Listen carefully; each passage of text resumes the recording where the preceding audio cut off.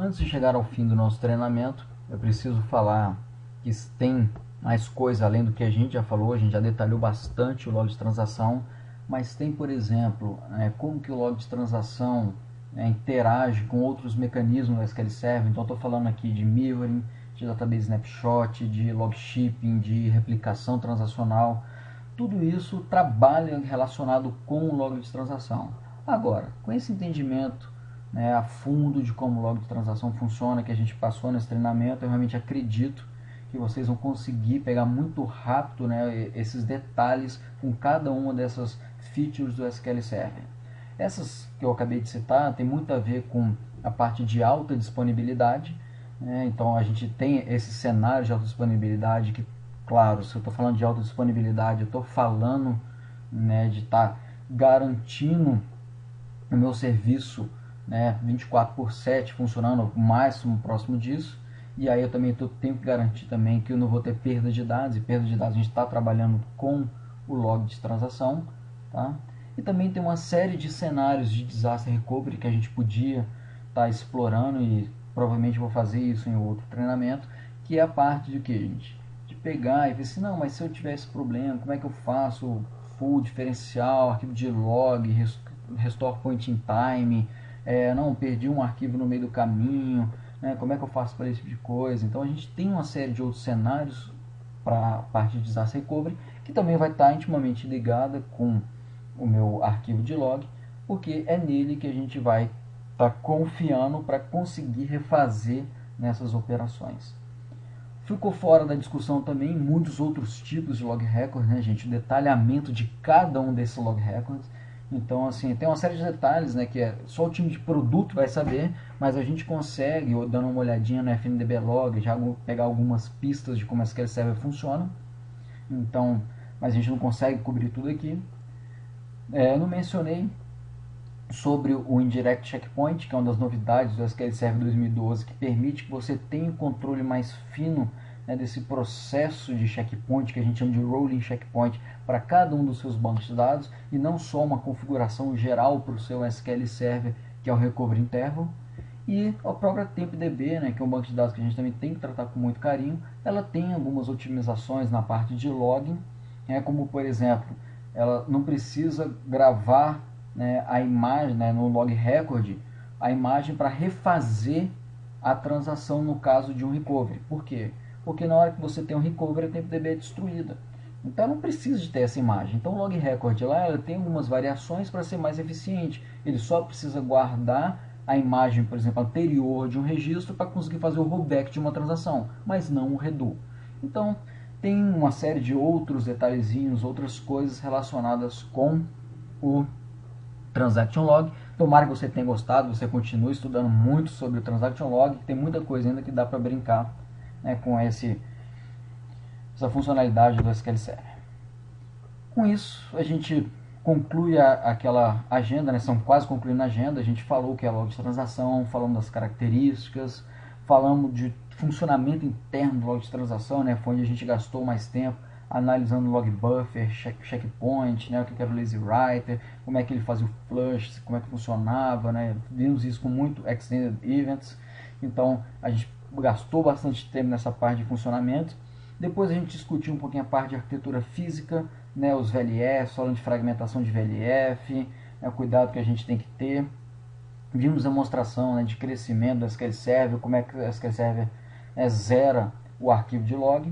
Depois a gente falou dos modelos de recuperação do SQL Server, falando do processo de recuperação, que foi essa última demonstração que a gente fez. E agora nós vamos para a nossa conclusão.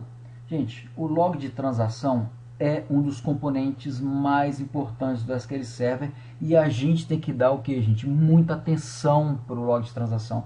A gente tem que proteger o log de transação, porque com o log de transação eu consigo chegar e ter o que, gente? 0% de data loss se eu proteger o log de transação. Então, mesmo que eu tenha um crash de um servidor, se eu conseguir acessar o meu log de transação, eu tenho ali dentro todas as transações que foram comitadas, foram persistidas pelo protocolo Writes Ahead Logging, e aí eu consigo recuperar os meus dados. Então o log de transação é muito importante, gente. A partir do momento que você tem um backup, você pode dar mais atenção para o seu log de transação do que para os seus arquivos de dados, porque o log de transação coloca a sua base no estado consistente e garante a recuperabilidade. Tá? Agora, para a coisa funcionar direitinho, as nossas aplicações também têm que ser bem comportadas. Eu não posso ficar abusando de tamanho de transação, deixando a transação aberta um dia inteiro. Por quê? Porque isso tem impacto direto no log de transação. Então, na hora que você tem uma transação que está aberta há muito tempo, mesmo você fazendo tudo direitinho, fazendo um backup de log, esperando que ele circula em um volume transacional controlado, isso vai impactar, né, o seu transaction log.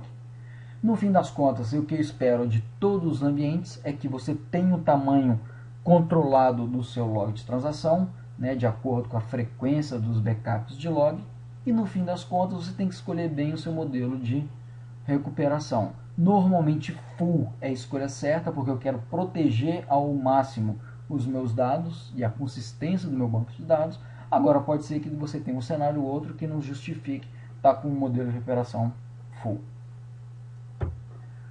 Fica aqui alguns recursos, tá? A arquitetura do log de transação no Books Online é bem legal, vale a pena ler, né?